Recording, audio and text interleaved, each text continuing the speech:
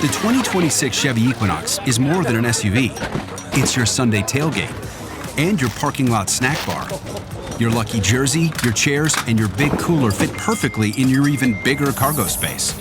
And when it's go time, your 11.3-inch diagonal touchscreen's got the playbook, the playlist, and the tech to stay a step ahead. It's more than an SUV. It's your Equinox. Chevrolet. Together, let's drive.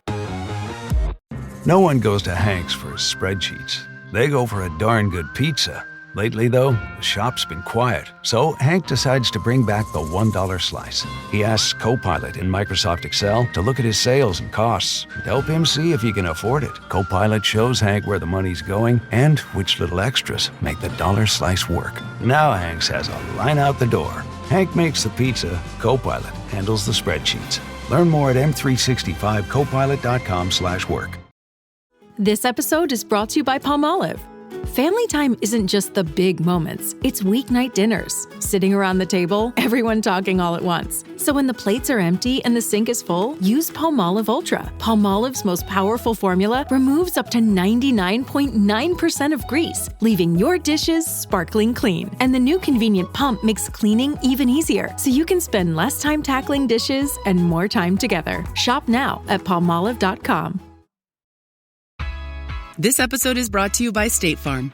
You know those friends who support your preference for podcasts over music on road trips? That's the energy State Farm brings to insurance. With over 19,000 local agents, they help you find the coverage that fits your needs, so you can spend less time worrying about insurance and more time enjoying the ride. Download the State Farm app or go online at statefarm.com. Like a good neighbor, State Farm is there. Last night, you spent 2 hours deciding what to wear to the party. This morning, it'll take you 2 minutes to list it on Depop and make your money back. Just grab your phone, snap a few photos, and we'll take care of the rest. The sheer dress and platform heels you'll never wear again? There's a birthday girl searching for them right now. Your one-and-done look is about to pay for your next night out. Or at least the ride home. Your style can make you cash. Start selling on Depop, where taste recognizes taste.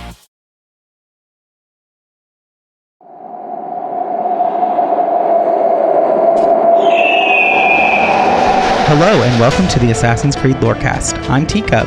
And I'm She-Cup, and we are so excited to bring you this podcast dedicated to unraveling all the mysteries woven in to the Assassin's Creed universe. Each episode will be diving into a different lore discussion, from Pieces of Eden, solar flares, and the Isu to the Hidden Ones, the Order of Ancients, and of course, the Animus. We will seek to uncover it all. So step into the Animus, join us in the shadows, and maybe even take a leap of faith. Hello and welcome to the Assassin's Creed Lorecast. My name is Shelby. You also know me as She-Cup, and I'm here with my co-host. Hey, I'm Austin or Teacup. That's right. And it's another patron chat week, so that means we're also joined here by SirSitsALot. Welcome. Thanks for having me. How you guys doing? As always, doing well. And thank you for being here. So, okay, we're just going to dive right in to this patron chat. Austin, do you want to give the overview or do you want me to? Hey, you can do it since I did the last one.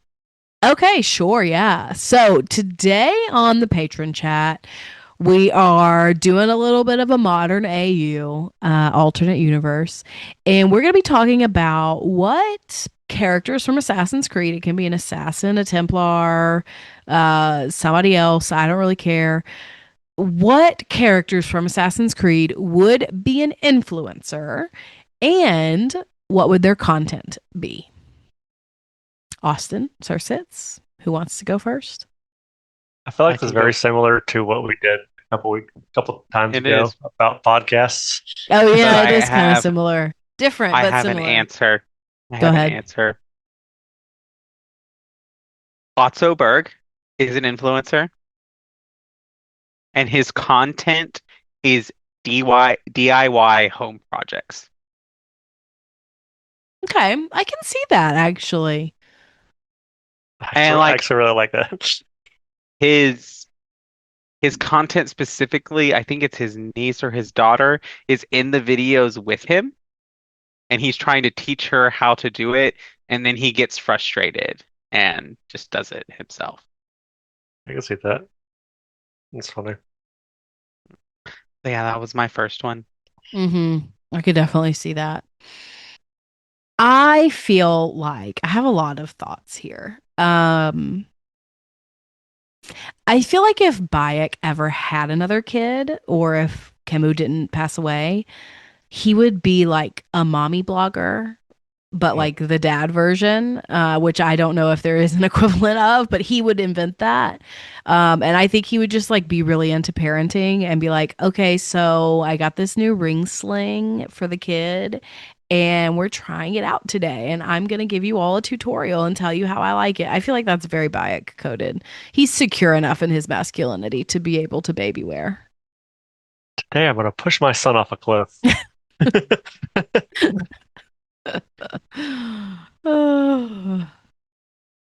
That's a good one. I think I'll have to kind of doing the same thing I did with the podcast one. I just think Rebecca would be a great influencer for like sports, just sports stuff, Yeah. like extreme sports, like skydiving and stuff. Like today we're gonna go skydiving and with no parachute, like crazy stuff like that. I feel like Cassandra would absolutely love that with her too. Yeah, right. Like a co-host. I also think Right. Cassandra would make a great like sports influencer, like posts March Madness videos, has like her own dedicated workout routine, like branded Gatorade, you know, the works. Right. There you go. You also have Arno. Arno as his content would be parkour because he's Of course. arguably the best at parkour out of all of them. Another one I have is that Yusef from Assassin's Creed Revelation and Rest in peace. rest in peace. And Jacob Fry would host a podcast that's basically the Basement Yard. God, I love the Basement Yard. They are so funny. Like, they're so good. Yeah, I need to watch more of them. All I really watch is clips on Yeah, me too. TikTok and stuff, but I need to actually sit down and listen to some of their stuff because it's pretty out there, pretty hilarious. It's just like the most off the wall thing. I also feel like going back to influencers, I don't know why this reminded me of Ezio, but I think Ezio and Sophia as a influencer duo, would make a great like lifestyle travel blog situation, like of their travels that they've already done throughout like their younger life. But then when they settle down on the farm, it's like, well, that's like the most picturesque place ever. You can't tell me that like she's not out there taking pictures, writing copy, and then Ezio's doing the voiceover. Like, bada bing, bada boom. Like, that's money. Right. True. Okay. This is hard for me because I don't really, Yeah. not into the influencer thing. I'm only in tune to influencers because I hate them. I just like the concept freaks me out. Why are we trusting random people on the internet? We don't know. I say as I have a podcast. Anyway, no, here's the question. So like the manosphere, who's hosting a like crazy out there political conspiracy theory podcast or, you know, just influencer presence? That's my question. We know the Al answer to Mullen. that. Al Mullen is good. Who, Austin? It's William Miles. Yeah, no, that was my second one. Oh my God, the day has finally arrived. The day has finally arrived. I'm going to defend William Miles. He would not be part of the manosphere. I don't think he truly hates women. I was thinking more just a general political conspiracy theory. Yeah. Okay. Conspiracy theory, yeah. But like he's not an Andrew Tate kind of like crazy. No. I try not to think about that man, Yeah, he freaks as me much as out. possible. Uh, I mean, pretty much most politicians in the Assassin's Creed universe would probably be Mm-hmm. like that. True. I like to think Achilles would be like a farmer influencer. Hmm. Or like basically like one of those homesteading influencers, but like actual homesteading, not the like fake glamping homesteading that Yeah, influencers do. be legit. You know what I mean? Yeah. I love glamping and regular camping both. So like they both have their purposes. What? They I, do. Austin's judging me. I didn't do anything. I didn't say Oh, anything. it looked like you had a face of judgment. No, it's just my face. Okay. Resting judgment face. Okay, you know who is actually part of the Manosphere? Shay Cormac. Mm-hmm. Yeah. He would definitely get taken in, like swindled into thinking like everything wrong in your life is because of this other group of people. It's because of the woman, and her name was Hope. Is that his like actual love interest? No, Oh, it's you're like just one of making his that men. up. No, it is a character in the game. Um, it's like the only woman in the game, other than like some random NPCs. Yeah, Gotcha. she's more like a sister type Yeah. thing. Like older Okay, okay. sister. Also, that mission when you go against her is terrible. I hate that mission Oh so my God. much. Where you're poisoned and you have to run through Yes, yeah. it's the worst mission ever. I'd I rather do a actually hailing mission. I hate the stalkers in that game. Like the stalking assassin. Yeah, to some extent I do too. I But get what they were I going like for. stalking them though. That's fun. Yeah. But sometimes you're just like, where you got the thing on your the radar, and you're like, where the hell is this guy? I can't Yeah. find them anywhere. That's the worst part about that.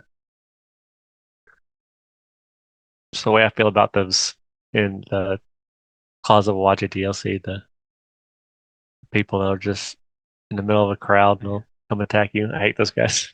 Mm-hmm. Yes. So yeah, shall we pose some questions? So I'm gonna go. Who is most likely to get banned and have to create their own social media, ergo Truth Social? I'm all in. I'm gonna go with that again. True. I feel like not William Eyes. I feel like Warren Vidic is in this. I Mhm. don't know what his influence standpoint is, but he's gonna get banned. And I feel like it's gonna be something because he's like a medical doctor of like medical malpractice misinformation. Mhm. I also feel like he would also be in that manosphere kind of Yeah, thing. I agree. I agree with that one.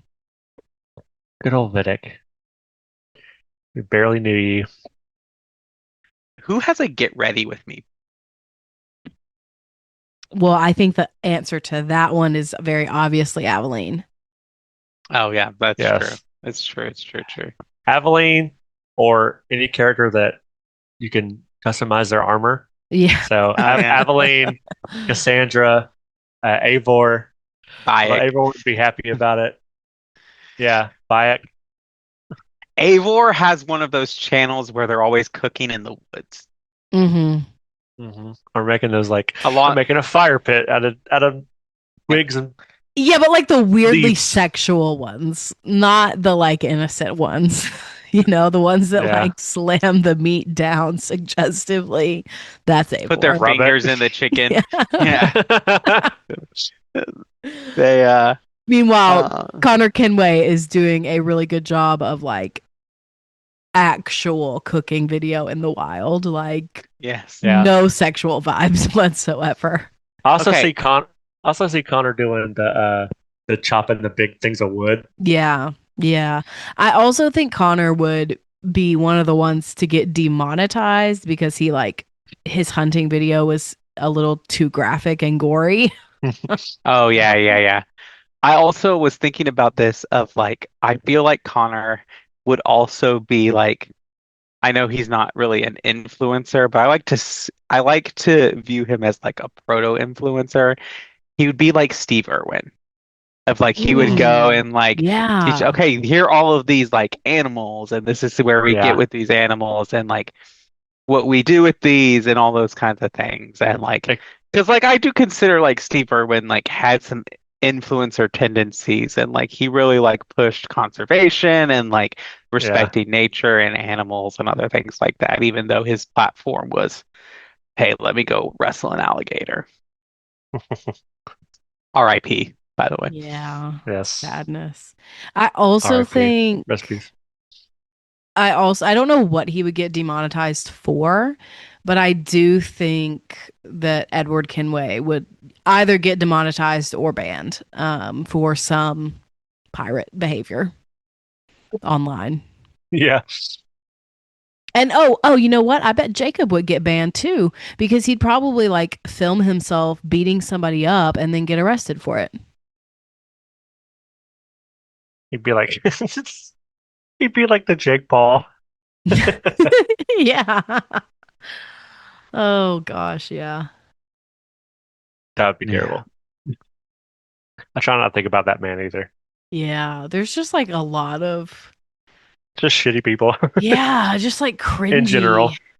Well, I mean, I guess that's what happens when you're like trying to make money, you know. That's Yeah. but anyway. All right. Are we ready for our mid-break, Austin? I think so. All right, well, let's do it. This episode is brought to you by Ferrero. Soccer's biggest stage is approaching, and Ferrero is making it easy to go all in.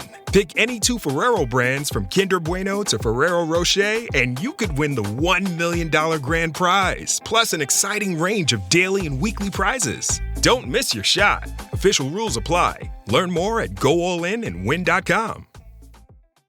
There's no one like you, and there never will be. From the producer Bohemian Rhapsody, there are many legends, but there is only one.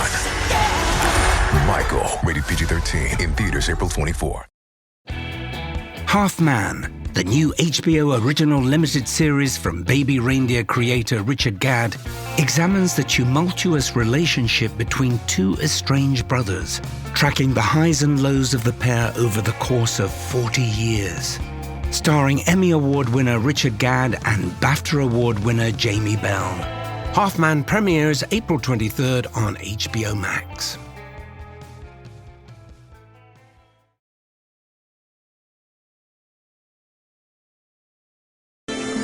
You look like the one thing in the world that'll give Yathis wouldn't take to bed. Can you even see out of that thing? Mock all you want. When those Malakas and Zakros see this beast charging towards them, they will know fear! Let's start light. Tell me a joke. Why must samurai always battle one another? Because there is only one way for a samurai to get ahead. Ahead. I did not say it was a good joke. Makose! Shoot! Shoot a flying demon! All right, welcome to the middle of the show. This is where we take time to talk about all the things about the Assassin's Creed lore cast and not the lore of Assassin's Creed. The first thing that we do every week is thank all of our amazing patrons, like the ones we have here. Thank you so much for supporting us and supporting the show. If you would like to come on the show once a month, like Sir Sid's, have input into our different topics and all of that kind of fun stuff, you can join us at patreon.com/AC Lorecast for as little as $5 a month. And if you can't support us financially, the next best way to do so is by leaving us a rating or a review. And if you would like to do so, we will read it out on a future episode of the show. You can leave us a review on Apple, on Spotify, on YouTube, wherever you listen to the show. we probably will accept a review from there. And if it's outside of the big three, just make sure you send it to us and we'll get it read out on a future episode. And then the last thing that I have to tell you about is our Discord server. We always say it's the best place on the internet, and that's true. There's a ton of awesome people there. And if you'd like to join us, you can do so at the link in the episode description. And with that, I think we can get back into it. Membership means more with American Express Business Gold. Earn 4 times membership rewards points in your top 2 eligible spending categories every month, including eligible U.S. advertising purchases and select media, and U.S. purchases at restaurants, including takeout and delivery. What are you waiting for? Get the card that flexes with your spending every month. Terms and points cap apply. Learn more at americanexpress.com/business-gold. Amex Business Gold Card. Built for business by American Express. K-pop Demon Hunters Haja Boys breakfast meal and Huntrix meal have just dropped at McDonald's. They're calling this a battle for the fans. What do you say to that, Rumi? It's not a battle. So glad the Saja Boys could take breakfast and give our meal the rest of the day. It is an honor to share. No, it's our honor. It is our larger honor. No, really. Stop. You can really feel the respect in this battle. Pick a meal to pick a side. Ba-da-ba-ba-ba. At participating McDonald's while supplies last. Pepsi Prebiotic Cola in original and cherry vanilla. That Pepsi taste you love with no artificial sweeteners and 3 grams of prebiotic fiber. Pepsi Prebiotic Cola. Unbelievably Pepsi. No, you're right. Let's all just screw around while the world falls to pieces. Hey, this isn't easy, you know. Right, like we're all on vacation out here? Enough! Look, everyone's under a lot of pressure, but we're the only ones who can stop Abstergo, so we need to keep it together. She's right. We need to be a hive mind, people. Anybody up for some reconciliatory yoga? Anyone? Very funny, guys. You have my thanks. Keep the sword, Ezio. Do I know you from somewhere? Don't you recognize me? It's me, Mario! Uncle Mario? It's been too long, Nipote. Far too long. Malaka! Malaka! Malaka! All right. Austin, I think we said we were going to talk about some of the stats they released from AC Shadows. So do you want to tell us about that information? Yeah, so they just released some stats, and these are like things that video game companies have started doing. It really started, I feel like it was really big when they released the Mass Effect Legendary Edition, and they released a bunch of stats of like, this is who you romanced the most and other things like that. And we learned that like only 2% of all Mass Effect players didn't cure the genophage or something like that. Oh, yeah. But so the first stat is that there were 58,230,600 leaps of faith, which again seems low.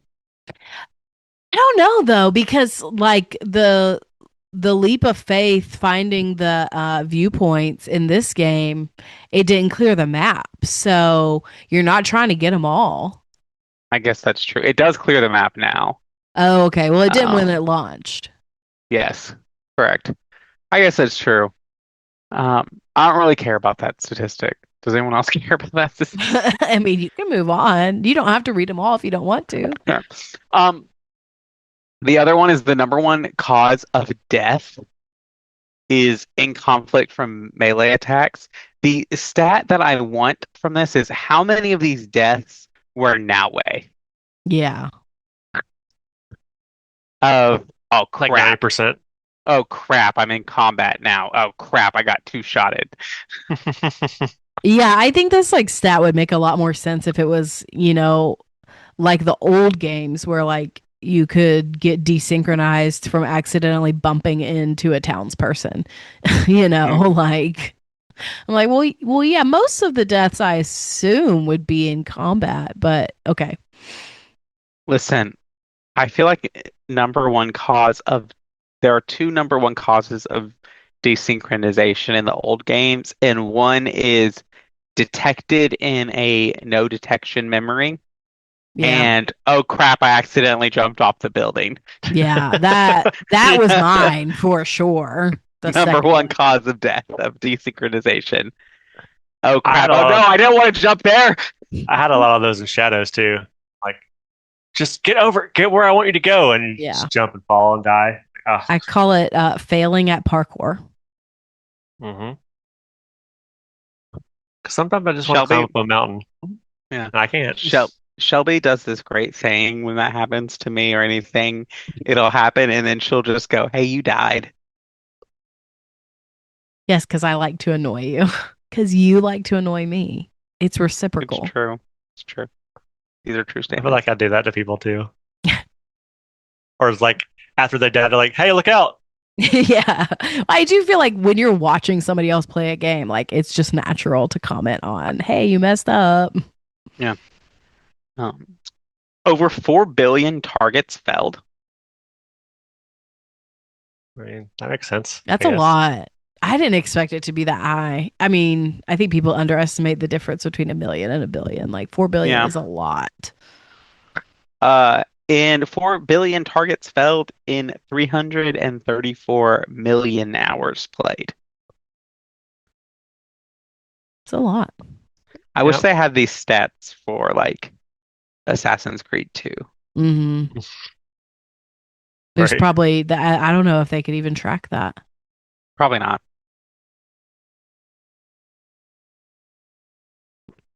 Yeah, because that wasn't online. Mm-hmm. First online game was Brotherhood. Interesting. I didn't know that. It's the first one with multiplayer. Yeah. I miss. That's another thing. Would you play if they like restarted the servers? Would you play the old style multiplayer? Probably. I still wouldn't be good at it. Probably. I would probably play it still. Yeah, I'd probably give it a try. That was pretty fun. Because the whole concept was like you have a target and someone has you as a target. And it's like you need to assassinate your target before your assassin gets you. Right. And you could like transform into other people and stand in a group of that same like NPC to try to. And because like you could play as different, like there was like a plague doctor character and like there were a bunch of different like characters you could play as. Yeah, all the side characters that you kill were the multiplayer characters. They did that in Brotherhood. Did they do that in Revelations too? Yeah, I don't remember if they did it in 3. And I think they did it in 4. I think there was one in 4 in Black Flag. Good times. Good times, good times. And then 26 million cats have been petted. Excuse you, 26,100 or 1,748 cats. Right, which that number has probably risen since the posting of these statistics. I'm sure they all have, yeah. Yeah. I don't really. It's fun statistics. I don't really know. Like, we were talking about this. Like, do people just go around petting cats in the game and doing that? And that's like their thing? I guess they do, but like I do it once. And then I do it to unlock the pet in my home so I can have a pet in the stronghold, the hideout. Yeah, I do think there are some elements in Shadows particularly that they like wanted to, maybe not markets, that's not the right word, but like kind of capitalize on like the more cozy aspects, like with the meditation, with the cats, with the customization of the home. And I'm just not sure the Assassin's Creed audience particularly cares about that. Right. And like this other one about like almost just shy of 160 million shrines honored. I think that is the knowledge ranks were cool and like you had to get those knowledge ranks to like level up your skills and do that. But like once you got to knowledge rank 6, like I found very little.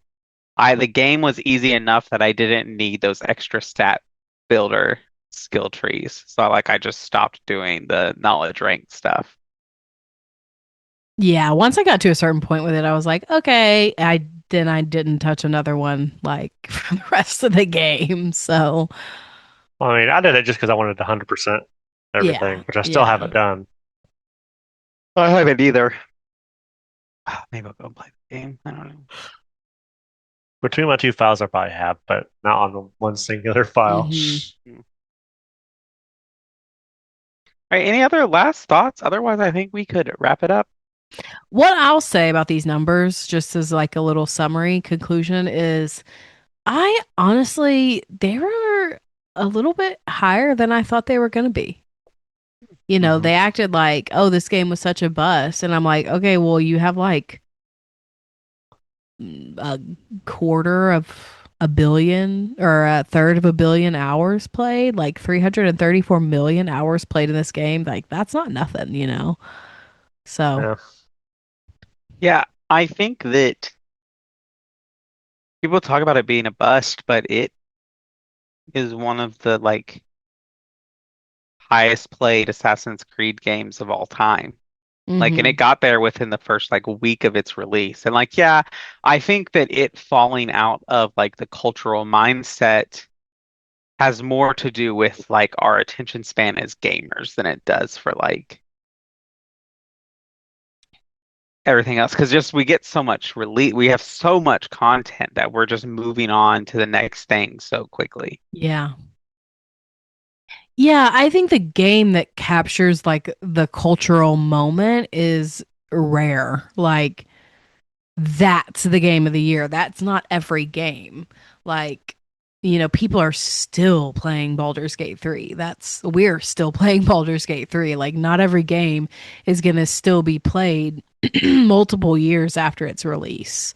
When it's, you know, a single player game. So I just feel like you're right that video game companies maybe expect every game to be this like huge thing, but also at the same time, I don't even think this is a video game thing. I think like look at movies and TV too. Like things that are average can't just exist anymore. Like we can't just have the average rom-com or like the average action flick. Everything has to be some blockbuster or it's a bust. And I'm like, no, there's a middle ground here. Like we can have medium stuff for medium people that doesn't cost big bucks. It can cost medium bucks to produce. Like we have forgotten that, I think. Yeah. It's also the thing of like not everything has to be revolutionary either. Yeah. Yeah. Like sometimes like I do get the strange things of like wanting to play the old Madden or the college football games and like let me just simulate playing a football game. Like it's not that like you don't have to revolutionize sports games for me. Right. Like I just want to simulate playing the sport because I can't actually play it in real life. Yeah. Yeah. It's such an interesting cultural dichotomy we live in. But yeah, any final thoughts for tonight's episode before we kind of close it out? No? All right, Sir Sits. Give us your shout outs. Yeah, so I stream on Twitch, twitch.tv/SirSitsALot00. Today, as of recording, I just finished getting the Platinum Trophy for Persona 5 Royal, and I most likely will be starting next week on The Last of Us, which I've actually never played. So, I've seen parts of it, heard good things about it. I just never played it myself. So that's coming pretty soon. Awesome. Well, thank you as always for being here and for supporting the podcast. And thank you for listening to the show. We'll see you next time.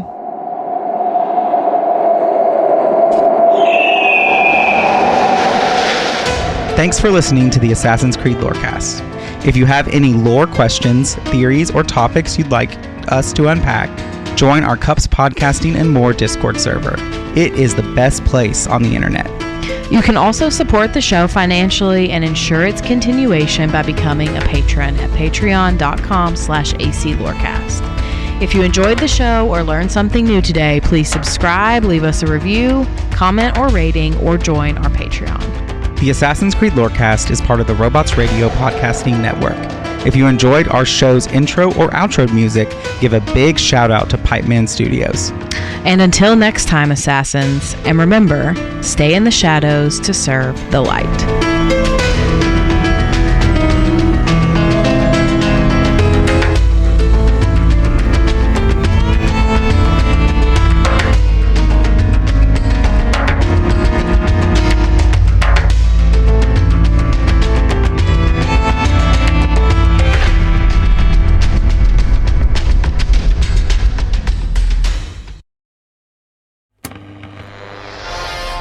When a wasteland detective and a vault girl cross paths, no criminal is safe.